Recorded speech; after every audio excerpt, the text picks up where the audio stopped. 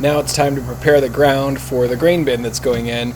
The grain bin is 36 feet across, so as you can see there's the rebar with the little orange stake on it, and we just measure out 18 feet from that.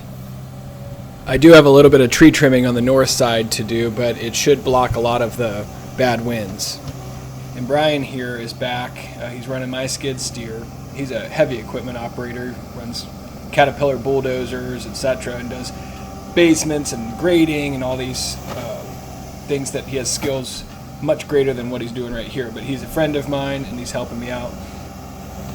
Our instruction was to take all of the grass and roots and whatnot off. So basically go down what would amount to about 4 inches so that we had hard packed soil. And then we're going to bring in some gravel, some AB3 3/4 inch. We'll use that gravel there to basically level this out. And then they'll come back and dig some footers, pour those with concrete, and then inside of the footers we will fill with more AB3 gravel. Like they often say, the foundation is where it's all at. You've got to have a nice, even, nicely poured foundation for the grain bin to sit on, because this thing will be here for 20, 30, 40, maybe even 50 years.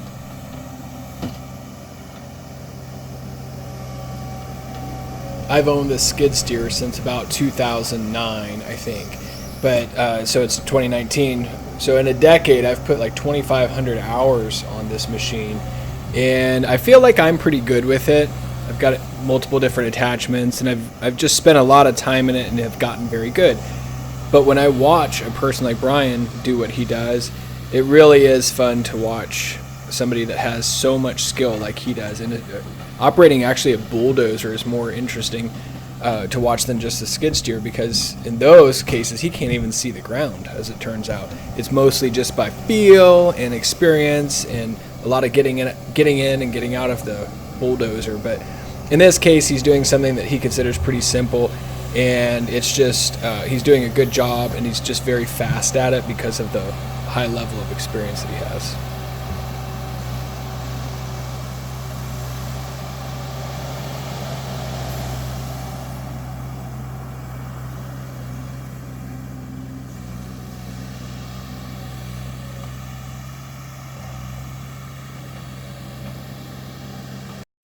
So Brian progressed and he got it all slicked out. We got a nice little rain the next day, which caused it to flood a little bit and caused some wet conditions that made it a little bit more difficult to continue on with the project. So nonetheless, I had the truck bring out roughly 18 tons of gravel. I'll have 3 of these trips, 3 of these deliveries, so for roughly 50 ton. And this first one is just going to be used to level the base and get that so they can do the footers. The other 2 will go inside the footers. But this guy came along with the first delivery, happened to be a really nice guy. We got to talking, spent more time talking with each other than actually dealing with gravel. But as you'll see, he had a little bit of a difficult time backing into the spot where we wanted to dump the gravel because of a couple inches of rain. I don't know if you want to turn right here, or do you want to get out and see where you're going first? Okay.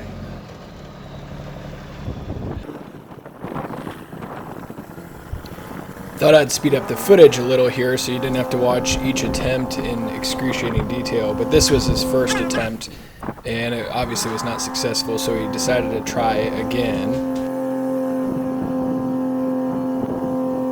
So he keeps getting stuck, so we're going to try again and see what happens. But we've agreed that if he gets stuck, we're just going to dump it there, and then I'll just put it over there with the skid steer. So no big deal. I think I have some skid steer work that I'm about to have to do. They say the third time is the charm, and in this case I would say we at least gave it a good go, but he didn't get much farther back. And at this point, we'd spend so much time talking and trying this that it was time to, as we had discussed, and I was okay with that. And subsequent deliveries, we've got 2 more coming, and in those deliveries, I'll have him put 1 of them on the pad. In the next couple of days, it should be dry enough to be able to drop the gravel there. And then the third will just be put next to the pad to be used for fill, as well as the one that we've got going in right now. Originally I wanted to use it for leveling, but since it's being dumped over here, we'll just wait and use it for fill.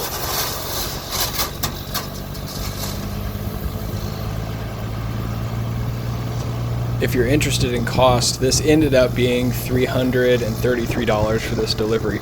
So I've got about $1,000 in gravel going in.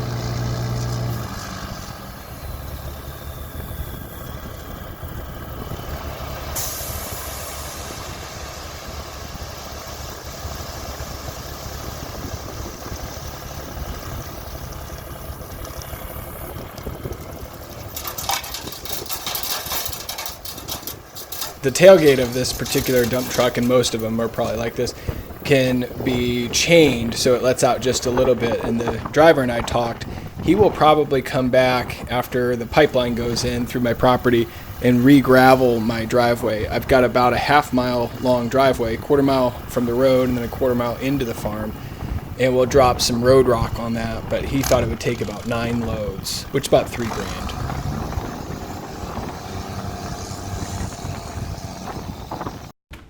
So at the end of the day, I got a little over 16 ton delivered. It's about what I need, and it'll just take a little bit of time. We got it dumped right there, so I just have to move it over. But it's 3/4. They call it driveway rock. It's AB3 with a little tailings mixed in it.